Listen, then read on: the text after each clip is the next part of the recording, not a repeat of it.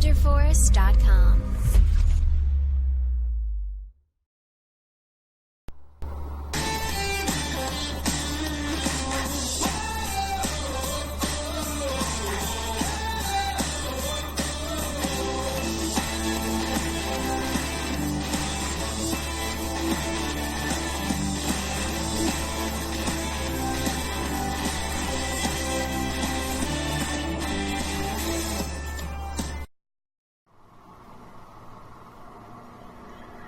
Boa noite, pessoal, boa noite.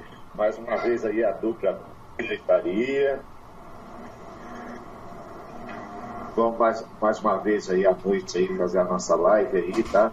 Agradecer a atenção de todos vocês aí, que o tempo que vocês vão dispor pra gente. Minha continência aqui pro meu amigo Bira, minha continência para todos vocês, tá? Vamos deixar o Bira aí fazer as suas considerações iniciais deste ensejo do Flamengo. Não, eu não preciso falar de determinadas coisas. Aham, mas então.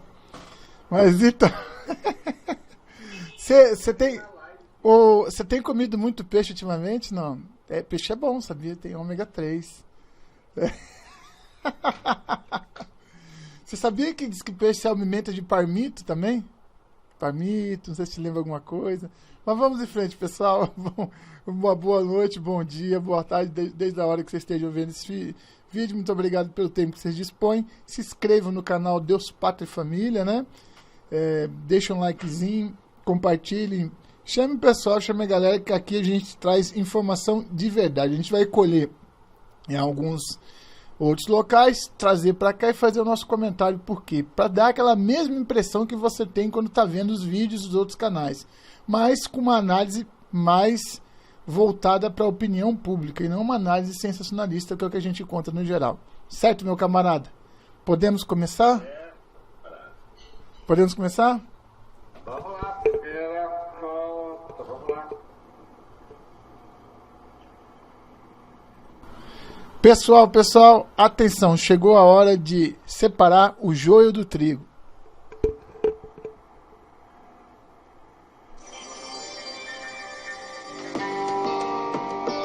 Há um ano das eleições municipais, o que já era claro nos bastidores do PSL há alguns meses, veio à tona.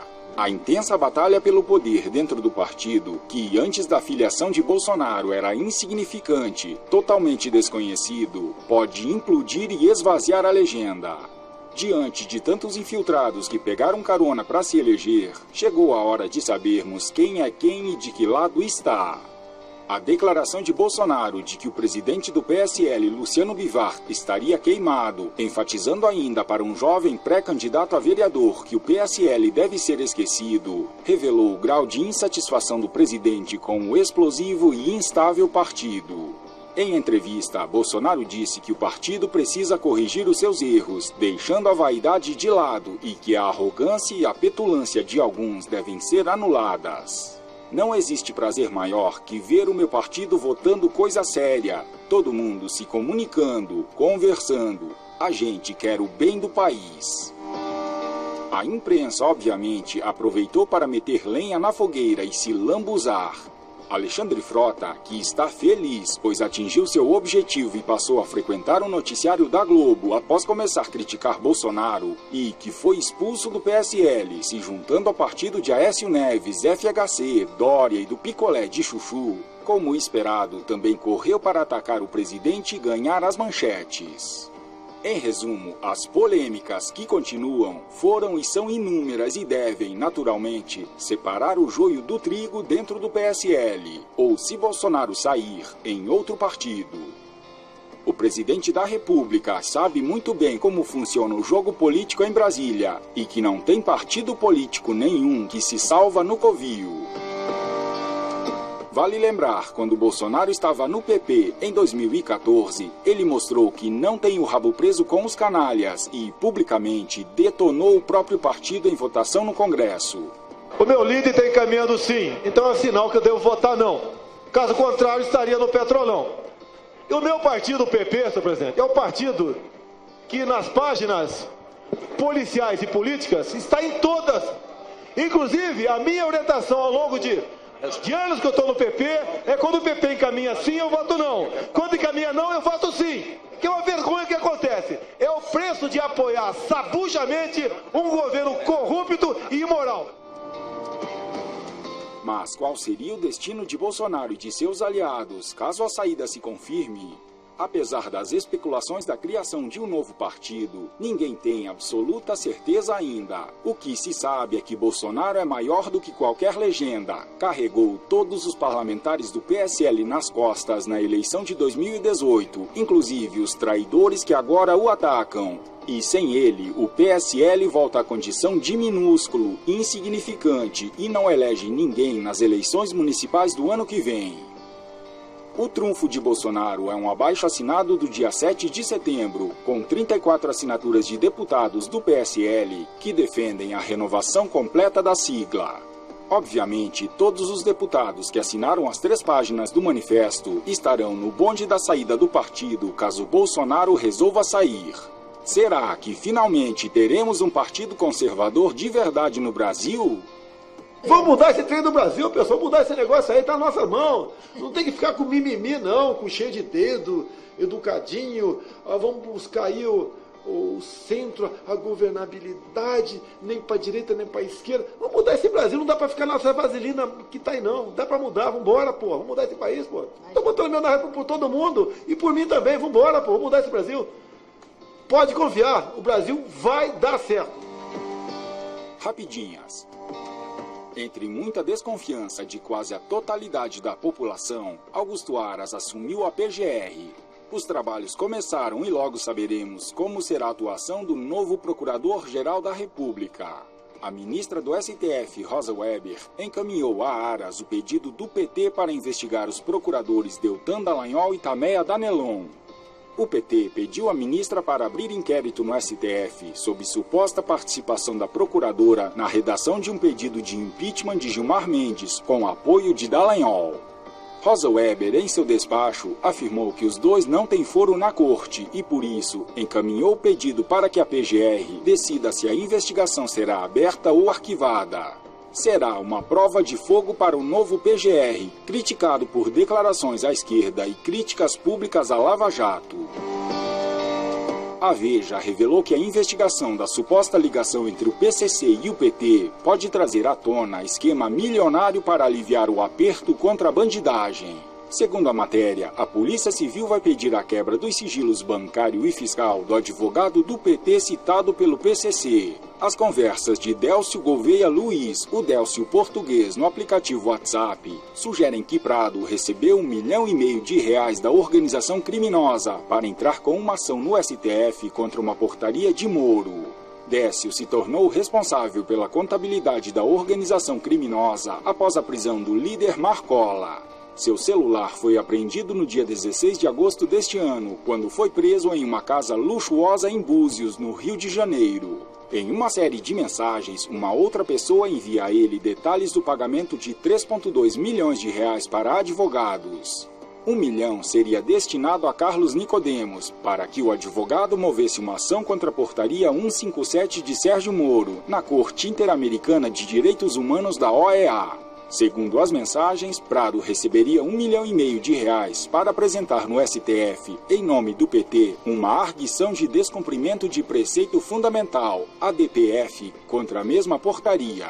A ONG Instituto Anjos da Liberdade do Rio de Janeiro receberia R$700 mil pela mesma ADPF. As investigações estão apenas começando. A Polícia Civil também vai pedir à Justiça a quebra dos sigilos bancário e fiscal dos outros envolvidos.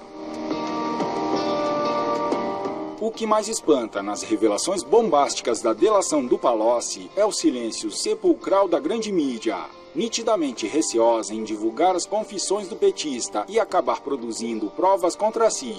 O ex-ministro, homem de confiança de Lula, contou à Polícia Federal como Guido Mantega articulou em 2009 a demissão do presidente do Banco Central, Henrique Meirelles, para que ele não atrapalhasse o esquema de venda de informações privilegiadas. Ele alegava que para viabilizar a campanha de Dilma em 2010, precisaria de alguém no comando do Banco Central ajudando o PT.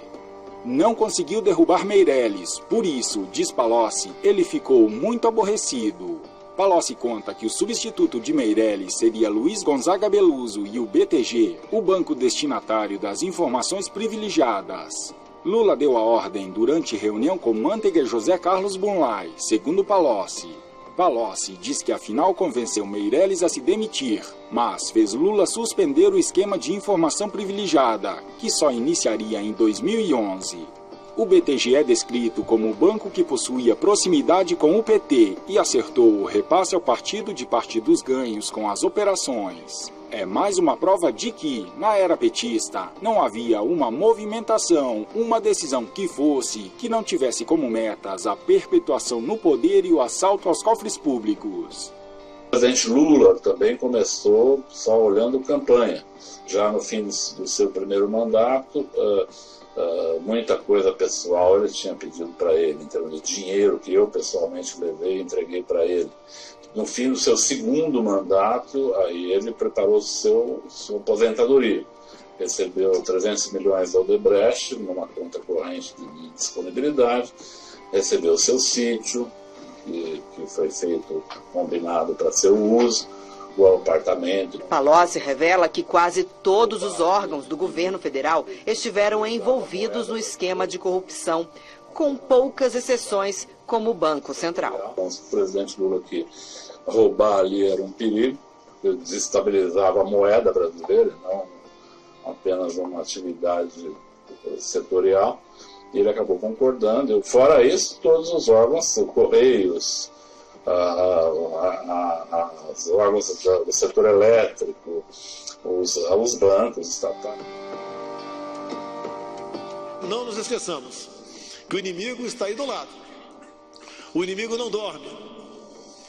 O que alguns dizem que o cara lá é inocente e fica o tempo todo massacrando, batendo na cabeça do povo, fizeram o mesmo há pouco tempo, dizendo que lutava por democracia e não pela ditadura do proletariado. Cabe a todos nós se empenhar, fazer mais do que a sua parte, para zelar aquilo que você não pode usufruir sozinho, só pode usufruir em grupo, que é a liberdade, que é a paz, que é a esperança, que é ter o prazer de chegar em casa e encontrar esposa, esposos e filhos e levar a vida de paz naquele ambiente. O Brasil, peço a Deus, com a ajuda de todos, não flerte mais com o socialismo, porque tem certas coisas que depois de experimentá-la, para se livrar dela, é muito difícil e por vezes quase impossível. Nós nascemos para sermos livres.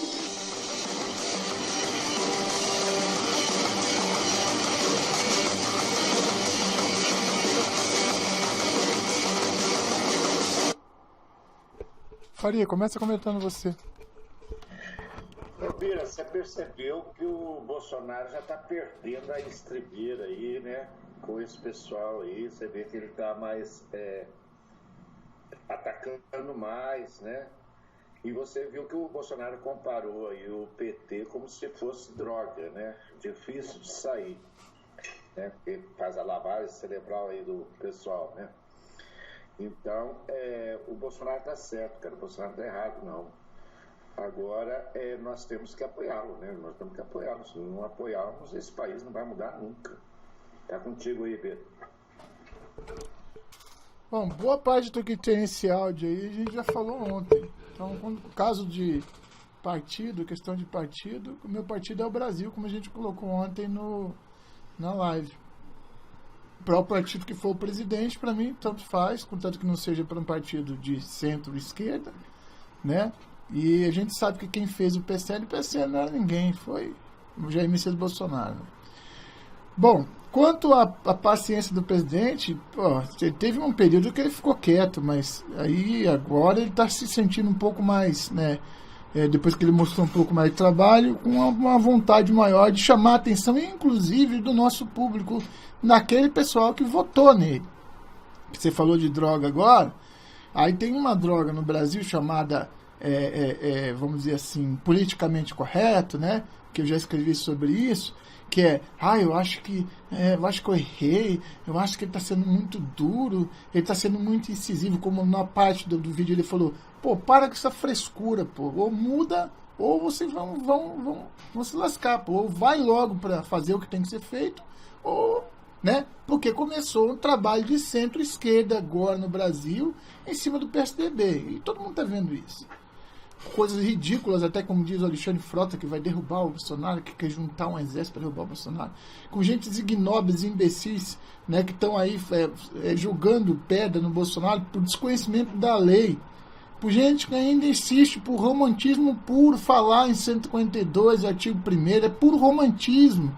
Você está entendendo? Não vai se consertar dessa maneira o país a regra está dita, eu já falei isso desde o início, eu já ouvi o presidente falando isso várias vezes, tem que se jogar a regra do jogo, é nessa regra do jogo que se ganha, e mais uma vez eu falo, estamos a um ano das eleições, cuide do seu dedo, se informe, preste atenção na hora de apertar o verde lá, entendeu?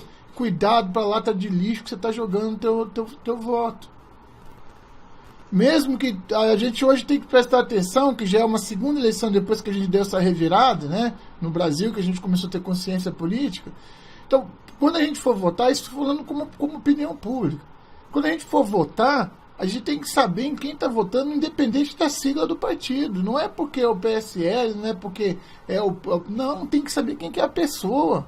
Entendeu? Até porque nós tivemos vários desastres, né? E vamos ter mais alguns aí pela frente em relação a isso aí. Essa briga que o presidente está correndo dentro do partido dele, essa briga que o presidente está tendo com a imprensa, e aí o público dele, nós, que ele vive na internet por causa da gente, que ajudou a eleger ele, virar contra ele, é uma palhaçada.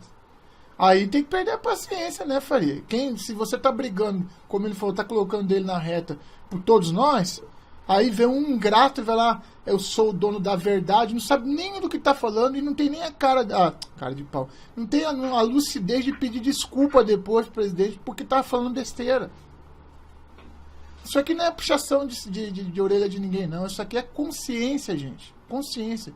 Se conscientizar que não basta ficar aí sentadinho aí reclamando, não, tem que fazer alguma coisa. O que eu posso fazer, eu faço. Eu tenho que levar um pouco de informação para as pessoas. Informação de verdade, nem lavação de cabeça, nem pedição de vermelhinha, não. Entendeu? Nem querer criar alerta, urgente. Aí vai ver, metade do vídeo do cara é comercial, outra metade é ele falando besteira. E tem gente que gosta de ouvir isso. Pelo amor de Deus, mas vá com Deus, viu? Porque eu não tenho estômago. Bom, mais alguma coisa? Vamos em frente. Não, vamos para a próxima pauta. Peraí, deixa eu pegar o...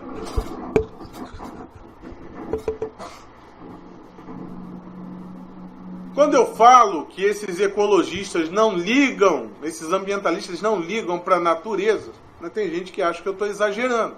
Vimos aí o caso do petróleo da Venezuela, que está emporcalhando todo o litoral do Nordeste brasileiro, e já foi constatado aí cientificamente, analisaram ali o que se chama, né, uma espécie de DNA do petróleo e descobriram que o petróleo é venezuelano de fato e foi a Venezuela aí que emporcalhou, né, o nosso litoral. Antes de eu falar disso, eu queria lembrar para vocês os cursos do Instituto Borborema aí embaixo, no link na descrição e também fixado nos comentários, mais de 20 cursos para você não cair em narrativas e para você se aperfeiçoar culturalmente, filosoficamente e politicamente com professores maravilhosos aí, como Felipe G. Martins e Flávio Morgenstern. Vamos lá. Até agora, né, se sabe qual foi a origem do problema do petróleo, pelo menos até o momento da gravação desse vídeo aqui, da onde o petróleo saiu. Há três hipóteses, uma delas é acidente, que pode ter sido sim um acidente que tenha ocorrido, porque não seria nenhuma grande novidade, já que países comunistas, como eles não têm transparência, eles divulgam a catástrofe muito tempo depois. Caso clássico aí, Chernobyl, né? Só como detectaram a radiação lá já atravessando ali o Báltico, foi que eles divulgaram que aquilo ali era um acidente nuclear. Então pode ter sido sim isso de fato. Só que a probabilidade maior aqui, né, se eu tivesse que dar um chute, isso aí provavelmente foi algum erro de transferência de petróleo de um navio para o outro. Vale lembrar que a Venezuela está sob sanções internacionais no que tange aí ao seu comércio de petróleo, né? E isso afeta diretamente a economia da Venezuela, que é gerida aí pelo ditador Nicolás Maduro. E qual é uma ótima forma de você fazer o tráfico desse petróleo? É através das escuras ali, fazer o tráfico no mar. Então você pode transferir esse petróleo de um navio com uma bandeira para o outro. Então o mais provável é que tenha acontecido um acidente de percurso aí na hora que eles estavam transferindo esse petróleo. Isso significa que provavelmente a Venezuela está vendendo petróleo para alguém que faz parte do embargo, que poderia ser embargado pelos Estados Unidos. Sabe, se a Venezuela estivesse vendendo aí para um país, né, como Cuba, por exemplo, não teria essa necessidade, porque Cuba já sofre também sanções internacionais dos Estados Unidos. Agora, se ela estivesse vendendo aí para alguém que os Estados Unidos não pudessem saber que está comprando, que essa pessoa, esse país, estivesse comprando o petróleo da Venezuela, ele tem que fazer isso às escondidas no mar. Então você tem que sair de um navio com uma bandeira e trocar para um navio de outra bandeira, e daí pode ter acontecido essa tragédia. É muito provável que tenha sido isso, mas talvez a gente não chegue a um resultado de uma investigação sobre isso, porque a Venezuela é uma ditadura de fato. Agora, como eu falei no início do vídeo, o ambientalista não está nem aí para a natureza, né? Esses ambientalistas aí realmente que vivem disso, o cara que vive de ONG, essas Greta Thunberg aí da vida, pois bem, esses caras até agora não falaram nada. O petróleo está rolando desde o dia 30. Desde o dia 30 agora de setembro, que o petróleo está lá sujando o mar, né, sujando o litoral brasileiro. Obviamente, se fosse um vazamento da Petrobras, ou se fosse de alguma exploradora de petróleo dos Estados Unidos, isso já seria manchete no mundo todo. Mas, como agora, inclusive, né, ficou constatado aí que o petróleo é da Venezuela, boca fechada. Ninguém fala nada. Assim como não falam nada do maior, né, poluidor do mundo, aí, que é a China. Afinal, a China é comunista. O que a gente vai falar da China? Ah, não, a China não é comunista, é capitalista. A China é comunista, sim. Né, o governo, a forma de governo ali, partido único, pode questionar até se é comunismo ou fascismo, mas ela tem um capitalismo de Estado ali. Na verdade, o pilar ainda é comunista, sim, de fato. O Partido Comunista é que manda, a ideologia comunista é o que manda na sociedade chinesa. Então, isso aí ninguém fala nada. É o silêncio total. E por que isso acontece? Isso acontece porque não é interessante bater nessas pessoas. O interessante do ambientalista ali é bater nos países que estão em desenvolvimento, principalmente, né, e dessa forma impedir o progresso desses países e constrangê-los. Né? Eles sabem que, de fato, não vão conseguir medidas muito efetivas para poder atacar o desenvolvimento desses países se os governantes dos mesmos, né, quiserem, de fato, avançar com um programa tecnológico, um programa industrial. A ONU não vai conseguir impedir, de certa forma, porque a ONU ela tem no seu cerne ali a ser ineficiente. No máximo ela te manda uma cartinha dizendo que está chateado com você.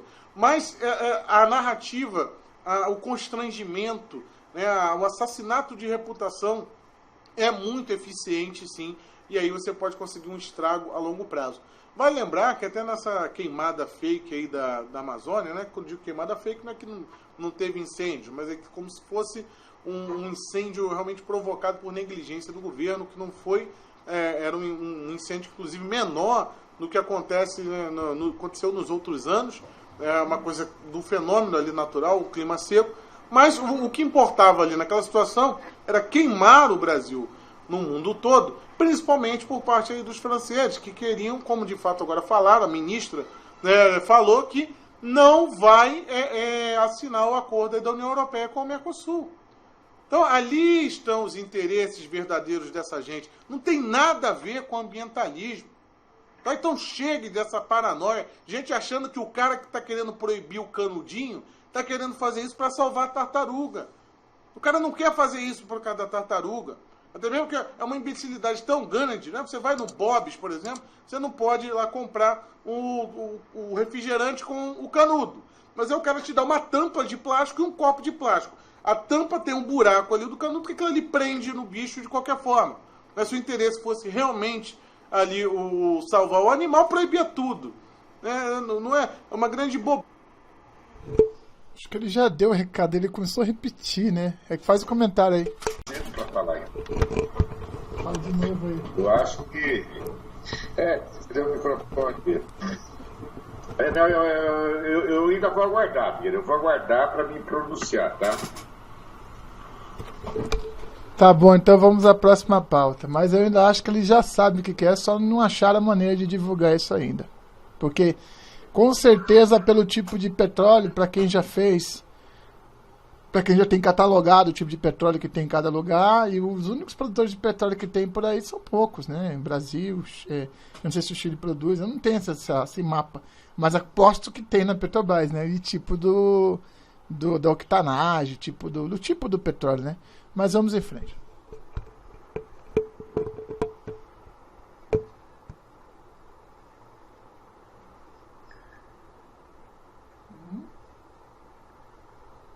Em investigação apurada e minuciosa, miraram e constataram falcatruas cometidas durante os governos petistas de Lula da Silva e Dilma Rousseff. Acompanhe todos os detalhes e informações aqui agora no seu canal BR Notícias, mas antes, por gentileza, inscreva-se em nosso canal, deixe o seu like, deixe o seu comentário e não se esqueça de clicar no sininho. Vamos então à notícia. Lula e Dilma indiciados na CPI do BNDES.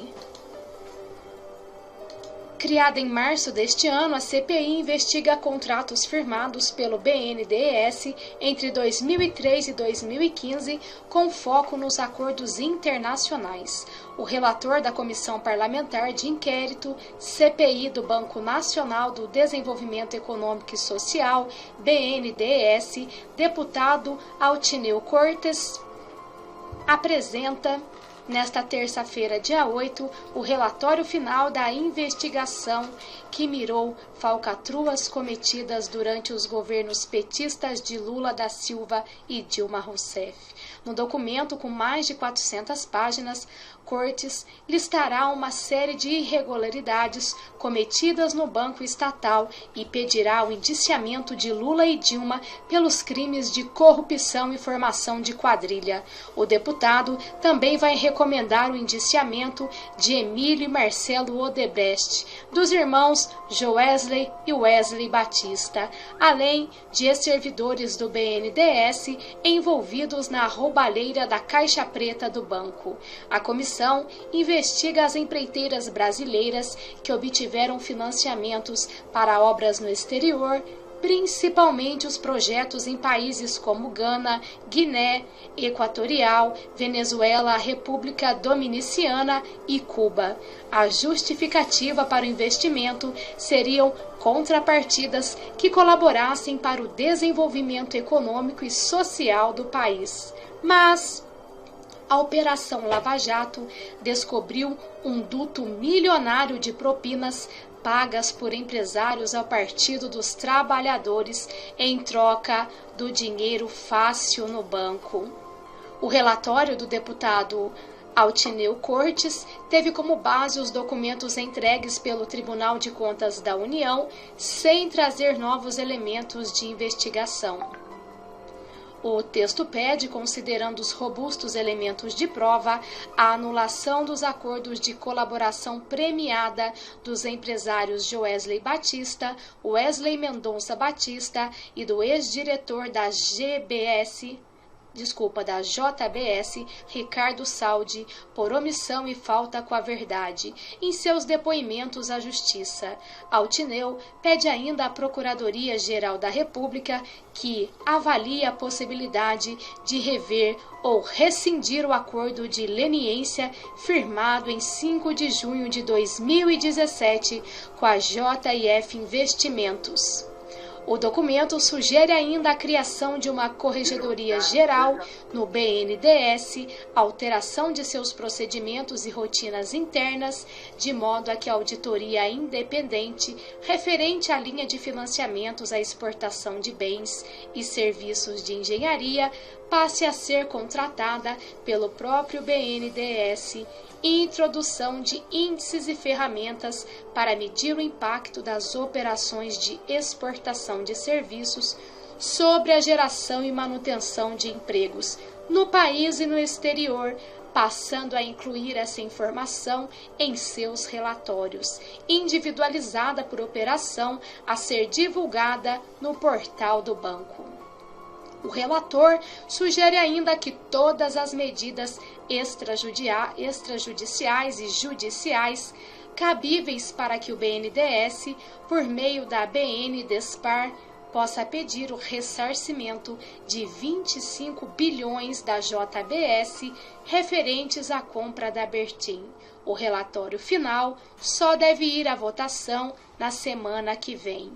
Procurados, as defesas de Lula e Dilma não retornaram até a publicação desse texto. Altineu Cortes apresentou nesta terça-feira o relatório da CPI do BNDES, no qual pede o indiciamento do ex-presidente Luiz Inácio Lula da Silva e Dilma Rousseff. Há substanciais indícios que apontam que Dilma e Lula cometeram os crimes de formação de quadrilha e corrupção passiva. Segundo as denúncias, as empreiteiras brasileiras recebiam grandes financiamentos do BNDES para fazer obras no exterior. Em troca, pagavam altas propinas ao governo federal e ao Partido dos Trabalhadores. De acordo com os documentos acostados aos autos da CPI, BNDES, os saldos das contas vinculadas ao ex-presidente Luiz Inácio Lula da Silva e Dilma Rousseff foram formados pelos ajustes sucessivos de propina do suposto esquema BNDES e de um outro suposto esquema similar que funcionou no âmbito dos fundos Petros e Funcef, afirma o deputado no texto. Estes saldos somavam em 2014 cerca de 150 milhões de dólares. Todo o pessoal ganhou uma fortuna do Odebrecht porque era aliado do Lula. Wesley Batista, Marcelo Odebrecht, Emílio Odebrecht. E, felizmente, a CPI do BNDES está tomando medidas duras. A abertura da caixa preta do BNDES, que apenas começou, já mostrou que o que eles fizeram não surpreende. E graças ao que já mostrou a Lava Jato, o que a quadrilha já fez é mais que o suficiente para engaiolar meio mundo, ainda em liberdade, ou para prolongar o período de permanência na cadeia dos que já estão presos. Motivos não faltam, podem ser acusados de formação de quadrilha e corrupção passiva, evidentemente, é claro que podem. A CPI sugere ao Ministério Público os indiciamentos e o Ministério Público, com base nos dados e documentos da CPI, decide ou não. Essa é a segunda CPI do BNDES. Enfim, mais uma para derrubar os criminosos esquerdopatas. Estão em todas as falcatruas envolvendo o povo brasileiro. Que fique na cadeia, Lula. É lá o seu lugar, Dilma. Como o Brasil resistiu a tantos anos de PT e ainda insistem em dizer que o corrupto é Sérgio Moro. É o que eu gostaria de deixar para vocês nessa tarde de hoje. Obrigada a todos pela companhia, tenham uma ótima tarde, fiquem com Deus e até a próxima. Mas antes, por gentileza, inscreva-se em nosso canal, deixe o seu like, deixe o seu comentário e não se esqueça de clicar no sininho.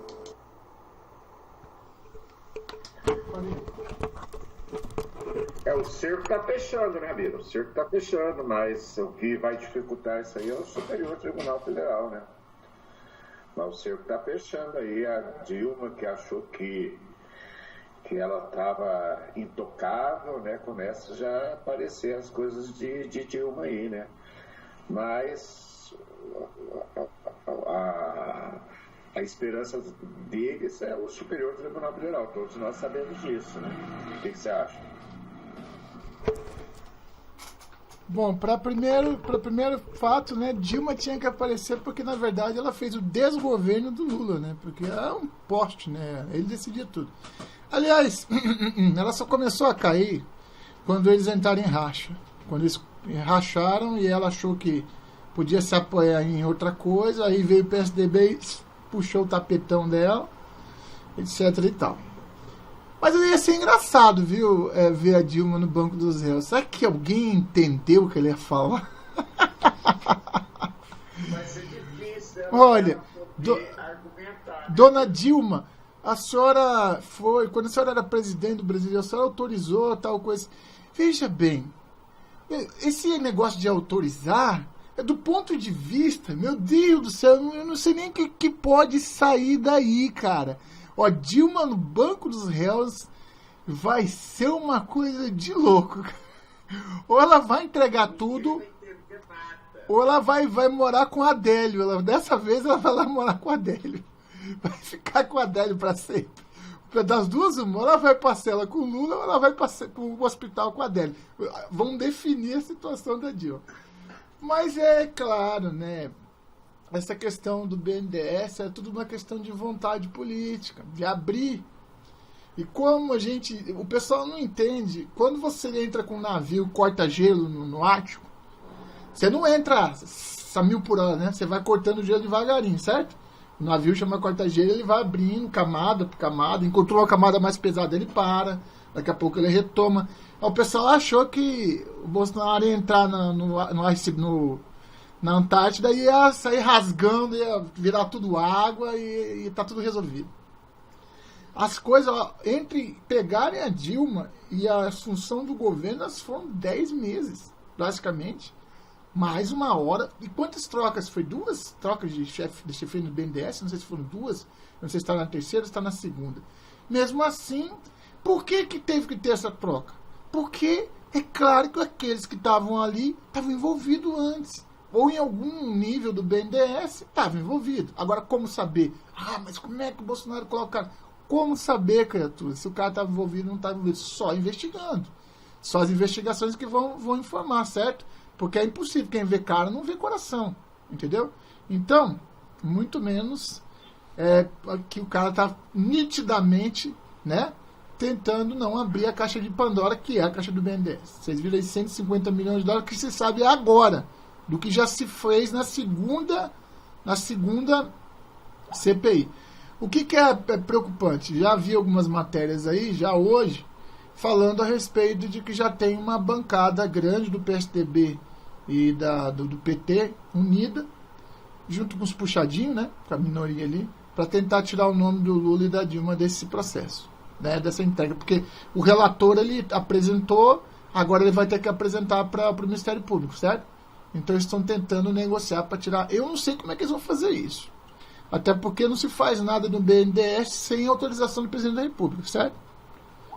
E, inclusive, quando o Palocci foi ouvido ali, nas audiências do Palocci, disse que ele mexeu em todas as áreas do governo. Ele só não botou a mão no Banco Central porque podia desestabilizar a moeda. Aí ele ficou com medo e não mexeu lá. Mas o BNDES foi o primeiro, né? Essa é a minha opinião. Você quer falar mais alguma coisa sobre esse assunto? Não. Eu só quero colocar para vocês, gente, que eu acho que nós teremos aí um ex-presidente canonizado, certo? É um anjo do Brasil, é a alma mais honesta do Brasil, né? Se tem uma coisa que eu me orgulho nesse país, e não bate a cabeça para ninguém, é que não tem nesse país uma viva alma. Mais ou menos.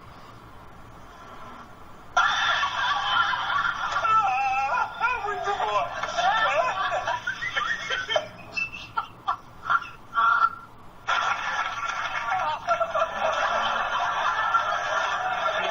Se tem uma coisa que eu me orgulho nesse país, e não bate a cabeça para ninguém, é que não tem nesse país uma viva alma.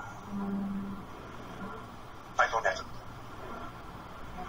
Nem dentro da política federal, nem dentro do ministério, nem dentro da igreja católica, nem dentro de evangélica, nem dentro do sindicato, nem no meio de vocês.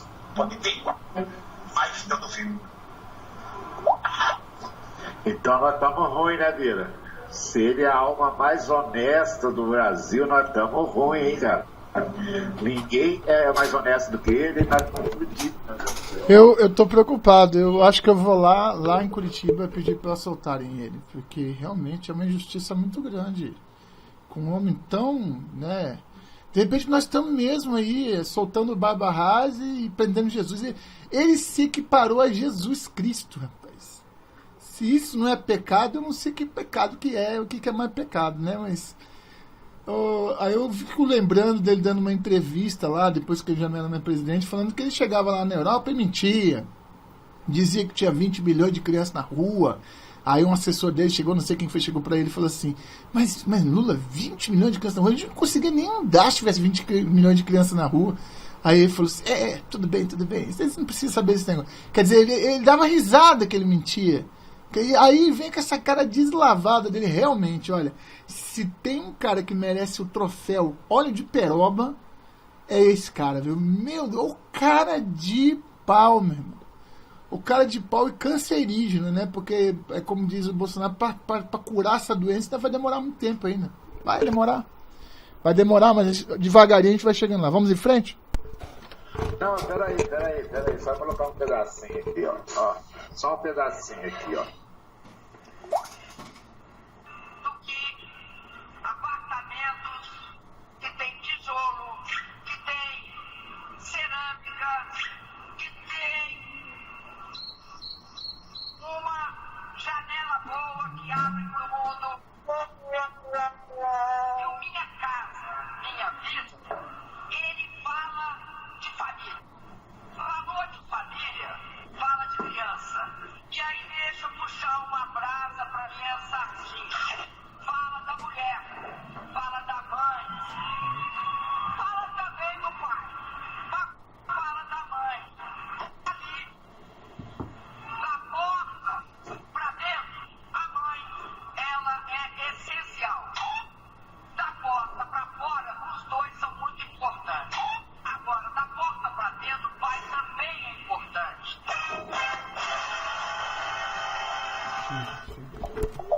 Chega, pelo amor de Deus, que eu acho que todo mundo já ouviu isso e ouviu ao vivo ainda. Isso aqui, né, que é incrível.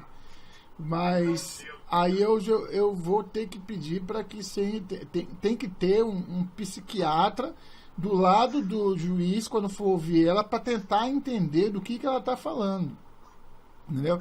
Aí o psiquiatra fala, eu acho que ela disse isso. Pode continuar, dona Dilma. Eu acho que ela falou aquilo. Tá entendendo? Aí só uma coisa que me pesa muito é essa demora para Dilma aparecer nas falcatruas que envolvem o PT. Aí a gente vê, essa tentativa de blindar ela significa que muita gente que está no poder ainda tem um rabo preso com dona Dilma. Aí são duas coisas que eu queria ver. No momento que a casa cair para ela, que nego botar as algemas ou não botar algema, ou conduzi-la para uma prisão, e ela ficar um tempinho de molho pensando na vida, como será que ela vai reagir? Porque até agora não macularam Dilma. Será que ela vai reagir como Lula e vai ficar quietinha? Ou será que ela vai abrir o jogo como o tesoureiro do Palocci? O duro é que ela vai abrir o jogo e ninguém vai entender nada. Esse que é o problema. Vamos em frente, cara. Vamos em frente que nós estamos já com premessa de tempo.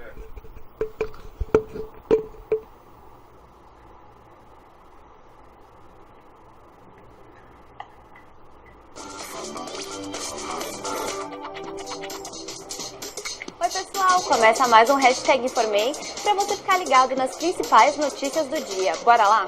A gente começa falando de uma reviravolta. Os Estados Unidos negaram agorinha há pouco o apoio à entrada do Brasil na OCDE, a Organização para a Cooperação e Desenvolvimento Econômico. A informação foi divulgada pela agência de notícias Bloomberg. A decisão vem mesmo depois do endosso público feito por Donald Trump em março, durante encontro com o presidente Jair Bolsonaro em Washington. Em carta enviada à entidade, o secretário de Estado americano Mike Pompeo rejeitou um pedido para discutir uma nova ampliação da OCDE, que reúne os países mais ricos do mundo. Na mensagem, Pompeo deixa claro que apoia apenas as candidaturas de adesão da Argentina e da Romênia. Os governos brasileiro e americano ainda não se manifestaram. E agora a gente vai falar sobre as manchas de petróleo que se espalharam pelo litoral do Nordeste brasileiro. O objetivo era esse, falar sobre a OCDE, certo? Eu tenho mais um outro áudio aqui, só um pouquinho.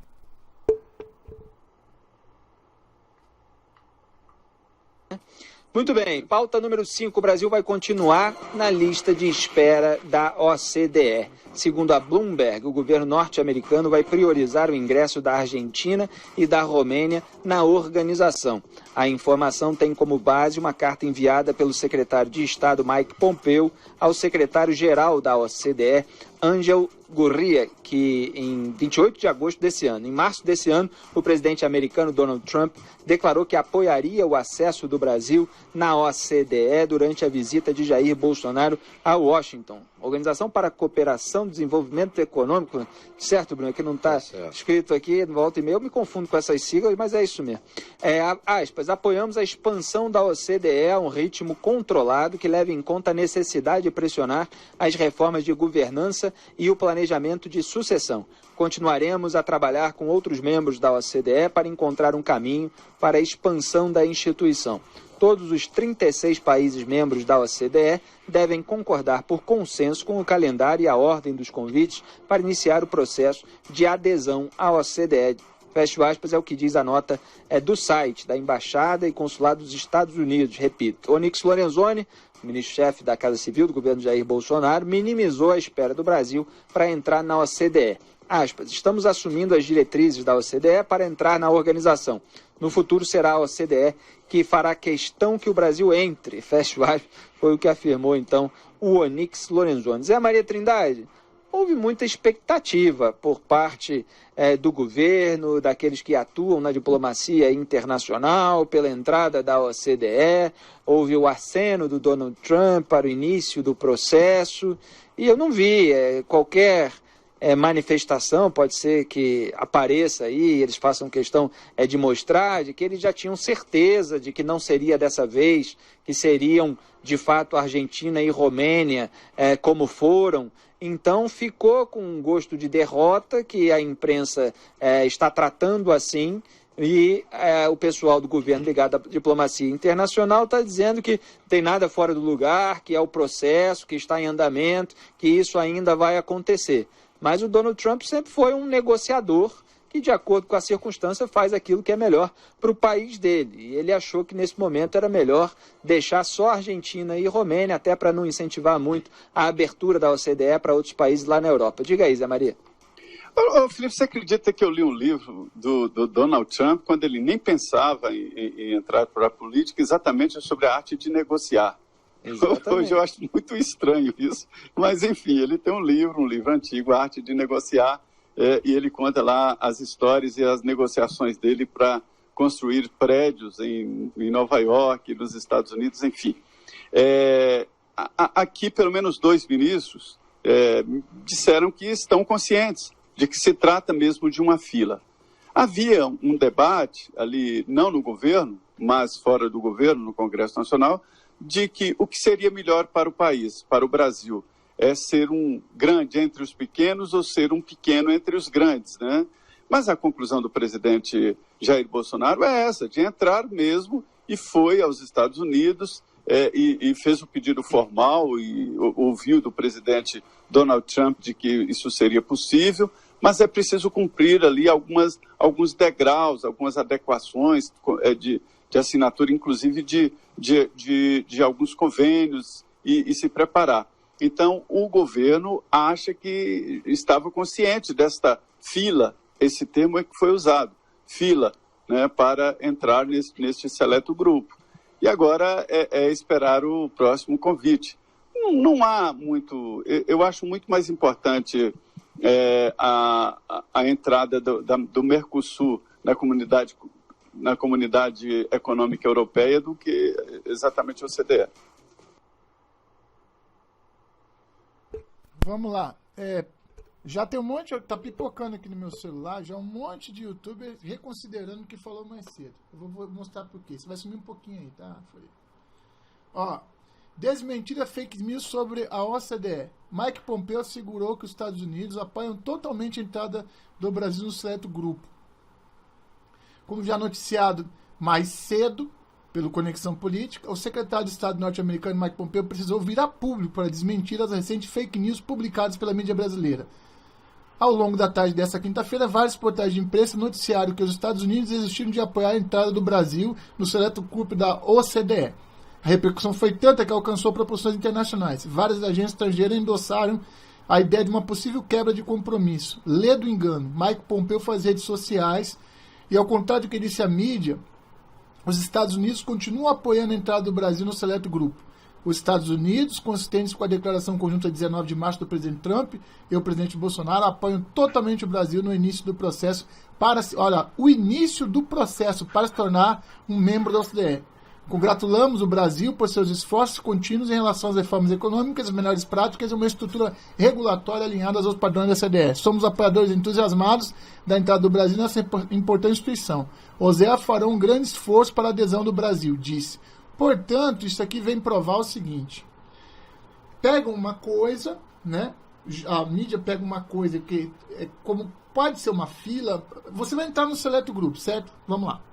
Esse grupo ele faz tem vários, eu mostrei a lista dos países, mas isso aí o pessoal pode procurar na internet, não é interessante aqui. Mas existe uma série de regras que o país tem que ter economicamente, né, da parte governamental, etc., para ele entrar. Então, talvez Romênia e Argentina, né, talvez já estejam já com isso aí correto, talvez seja a vez deles entrarem. O que é muito importante dizer aqui é que os Estados Unidos não disse em nenhum momento que não quer que o Brasil entre na OCDE, senão fica parecendo, assim como quando a França, né, e a Alemanha eram contra a entrada do Mercosul na comunidade europeia, certo? Mas não foi o caso do OCDE, que é, vamos dizer assim, uma coisa parecida com o FMI, entendeu? Então é um grupo, né, que se junta para poder ter boas práticas financeiras e fazer um bloco que vai fazer o quê? Negociações entre blocos, etc. Eu não sou expert na área, mas é mais ou menos isso. O importante aqui é que é uma fake news que os Estados Unidos não apoia o Brasil na entrada da OCDE. Faria.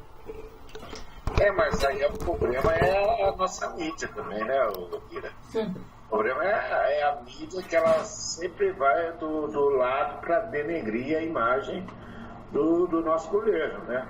Esse que é o grande problema, né?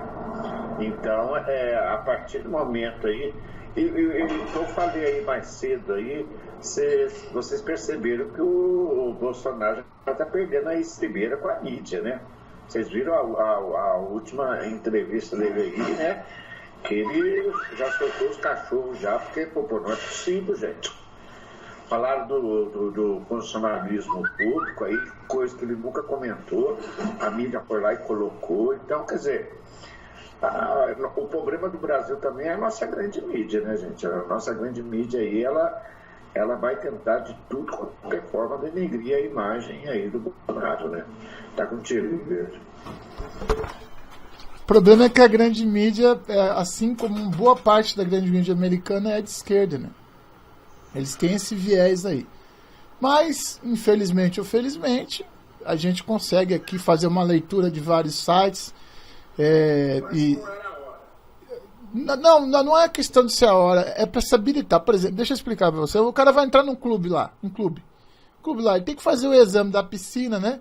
Ele tem que trazer a foto da carteirinha, ele tem que colocar na carteirinha tudo, tem que pegar a assinatura do médico, ele está liberado para entrar no clube para tomar banho de piscina.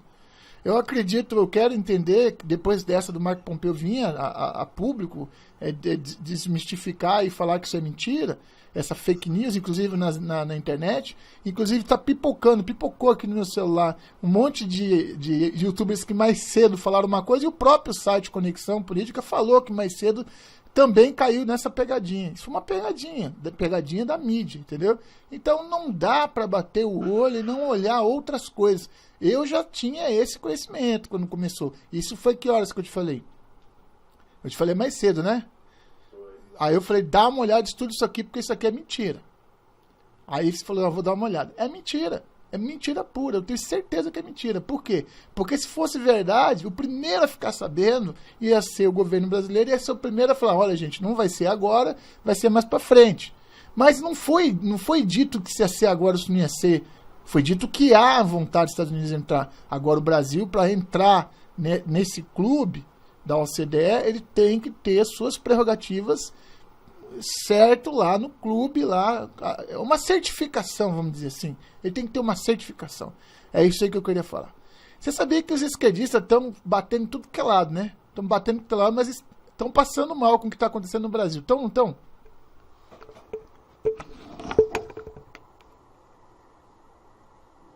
O cara não entende de política e vai no G20 e faz o maior acordo econômico da história do Brasil, que assume a liderança do Mercosul com 6 meses de governo, que aprova uma reforma que todos os governos anteriores falharam sem negociata de cargos. O assassino que nunca matou alguém, o ditador que sempre exerceu cargo eletivo, o homofóbico que recebe beijos e abraços de homossexuais, o nazista que empunha a bandeira de Israel, que defende e dá palestras na comunidade judaica e é ovacionado, o racista que tem um negro como melhor amigo há vários anos, Hélio Bolsonaro. O violento que levou purpurinas, ovos, cuspe na cara e, por fim, uma facada no abdômen e nunca reagiu e agrediu alguém fisicamente. O mentiroso que só diz verdades que doem. O louco que defende que bandido seja tratado como bandido. O estuprador que é contra o estupro e o aborto.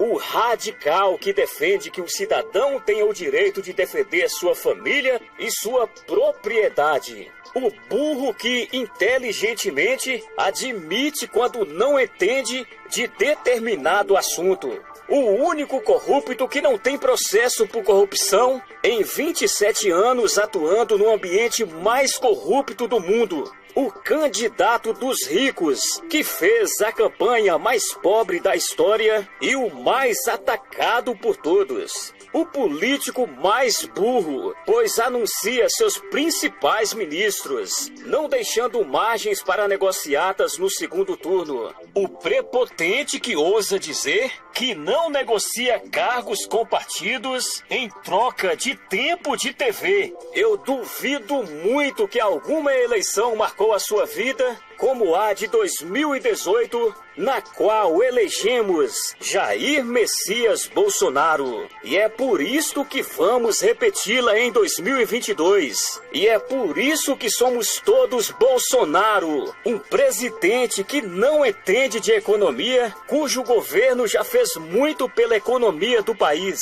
Ele não deu continuidade à farra do BNDES e o banco lucrou 13,5 bilhões no primeiro semestre. Ele não usou a Caixa Econômica para maquiar crise financeira e o lucro líquido aumentou 22,2% em comparação ao mesmo período de 2018. Ele não favoreceu construtoras amigas, mas o povo aumentou em 142% os repasses para o Minha Casa Minha Vida e a taxa do crédito imobiliário se aproxima do menor da história. Ele não roubou a Petrobras e a estatal apresentou lucro recorde de 18,8 bilhões.